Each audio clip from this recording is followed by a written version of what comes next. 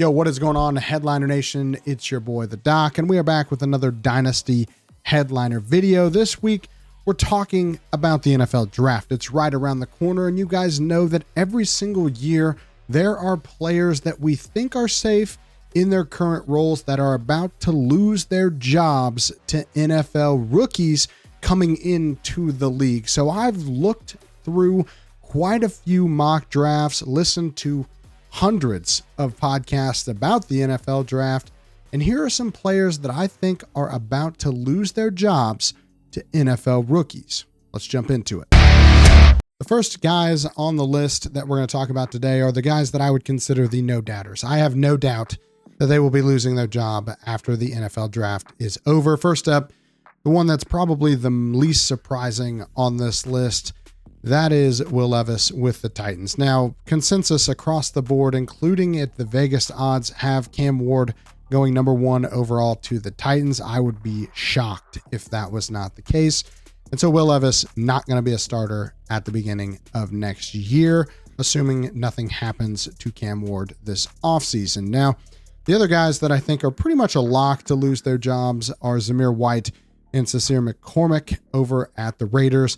Perhaps the second most popular pick that I have seen across the NFL mock draft scene right now is the Raiders going with Ashton Jeanty at number 6. I think you can pretty well pencil that in aggressively because it sounds like that is where all of the rumors and the innuendo are going in terms of what the Raiders are going to do at number 6. Now, personally, I don't know if I would make that pick, but it's hard to argue with the best running back in college football going to a team that desperately needs a running back. But it is bad news if you have Zamir White or Sincere McCormick and you were hoping that something would happen with them. It looks highly unlikely that they will make it through the NFL draft and still be starters on the Raiders. Let's talk about the running back position in this year's draft class. First off, it's a nightmare for the veterans of the NFL, especially at the running back position. I've got a ton of guys that I think are going to be drafted at some point in this year's draft. And so a lot of running backs that are currently sitting as bell cows on their team's depth charts are about to be committee backs again. And the first one I want to talk about is Aaron Jones. So Aaron Jones is 30 years old. He's got an injury history, and the Vikings don't have a lot of picks as everything stands. They've only got 4 picks in this draft. I think that number 24 is a prime trade-up spot. I think they're going to look to recoup some of the draft capital they lost while they were trading up over the last couple years. And I think someone looking to get into the first round to potentially trade for a quarterback or just someone that they think is not going to fall to them in the second, this is the team that I would be targeting at the end of the first because they just don't have a lot of draft capital. If that trade were to happen, I would not expect them to pass up on getting another back from this running back class. They've got Ty Chandler, but I just don't think that he is that different from Aaron Jones at this point. I think they need somebody who's a little bit more of a goal line back, a little bit more durable, somebody they can trust in those types of situations. And that is what this class is going to offer, especially in the 3rd and 4th round. So if they pick up some more picks, don't be surprised if the Vikings invest at the running back 2 spot. Now, the Bears are the other team that seems to be mock drafted to a ton of different running backs in the early 2nd round. But also, if Ashton Jeanty were to fall, they seem like a prime spot for him at number 10. Either way, the fact that Ben Johnson has already given up once on DeAndre Swift should not be a good sign for him being a bell cow in this offense heading into 2025.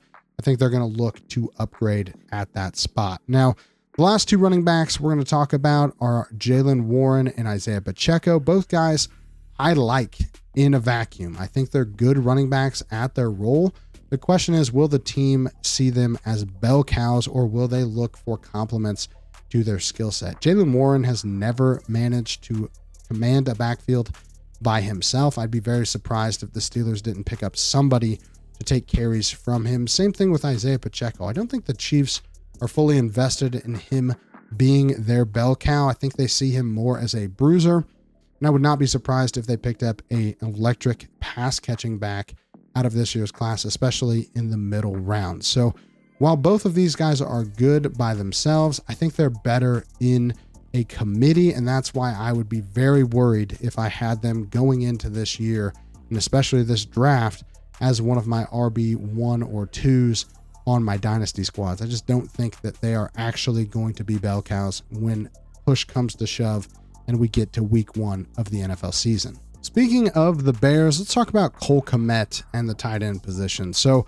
when Genty doesn't fall to number 10, it seems like the consensus at this point is that the team is heavily involved in the recruitment and potential drafting of Tyler Warren at number 10. Now, I personally feel like Cole Kmet is kind of being underutilized by the Bears offense right now, but if Chicago strikes out on one of the best offensive linemen in this class, and there's really only a couple, I would not be surprised to see them go to another pass catching option for Caleb Williams. Now, it does seem like Tyler Warren would be a good fit in this offense. He's kind of one of those do-it-all playmakers.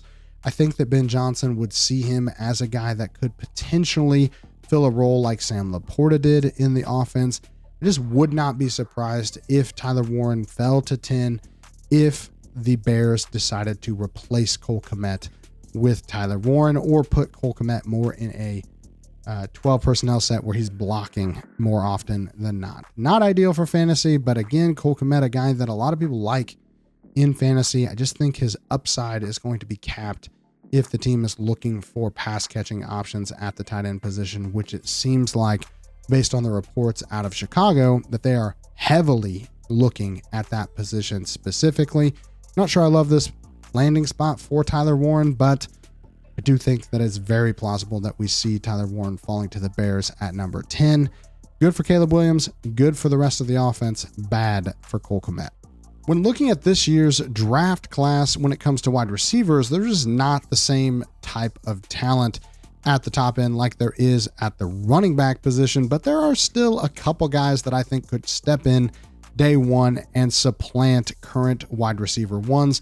The most obvious choice when it comes to that is Travis Hunter, if he is a wide receiver on the team that drafts him. Now, currently, when you look at all of the most recent mock drafts, it looks like the Browns are heavily favored to pick Travis Hunter at number 2.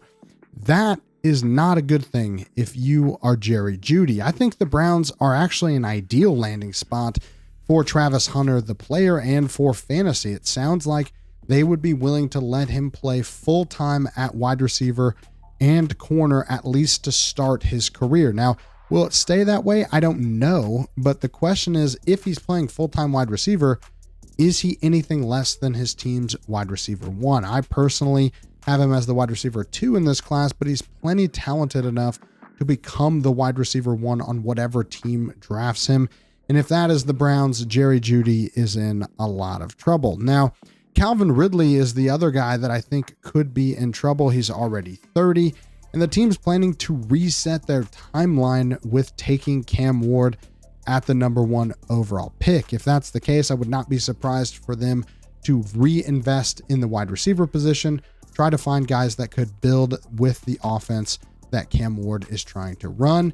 I think Calvin Ridley, while I do think he will be a starter in the league and for the Titans next year, I could see them taking a guy as soon as the early second to supplant him at some point, even as soon as this year. And in the same type of vein as Calvin Ridley, we have Courtland Sutton, who is also 30 and also looking for a new contract. The team could opt to make that contract negotiation a little bit more favorable on their end by drafting a wide receiver as soon as their pick at number 20. I think there will be a couple guys that could fit a similar type of role as Courtland Sutton, or at a minimum, make it a lot harder for him to be the de facto wide receiver 1 on this Broncos team. Now, personally, I don't think the Broncos are looking specifically at wide receiver, but if things don't break their way when it comes to the running back position in the first round, I could see them pivoting to wide receiver just so that they continue to invest in this offense run by Sean Payton and Bo Nix. Now, Cortland Sutton, I think, is a very strong candidate to potentially even be traded during the draft. I would not be surprised to see teams interested in him if the team opts to not continue negotiations with his contract. It doesn't sound like those negotiations are going poorly, but don't be surprised if there are wide receivers who take significant hits in terms of their volume and production next year with this draft class coming in, even if it's not as strong of a class as we would like. Before we wrap this video up, just want to thank our friends over at Turtle Beach. Right now, they are running a special promo for Fantasy Headliners listeners specifically. Use the code HEADLINERS when you check out at turtlebeach.com. Get 10% off your order. Again, 10% off your order when you go over to turtlebeach.com. Use the code HEADLINERS. If it's me, I'm picking up their brand new Stealth Series 700 headsets. They're compatible with multiple devices, so just with a flick of the button, you can change your headset to adapt to every single device in your home. I really love that type of portability because I play video games on multiple different types of consoles as well as my PC. So I like being able to only have one headset that I can switch between each and every console. Again, using the code HEADLINERS when you check out over at turtlebeach.com for 10% off your entire first order. All right, guys, that's all I got for you this week. Hopefully you enjoyed this video. Hopefully you're looking forward to the draft. Let me know in the comments who are some guys that you think could potentially get supplanted after this year's NFL draft. I know we've got some quarterbacks that are looking to take over some veteran spots, and I just think in general this class is really interesting with all the depth that we have at running back and wide receiver. If you like this video, like the video. It helps us out a ton on YouTube and it's free.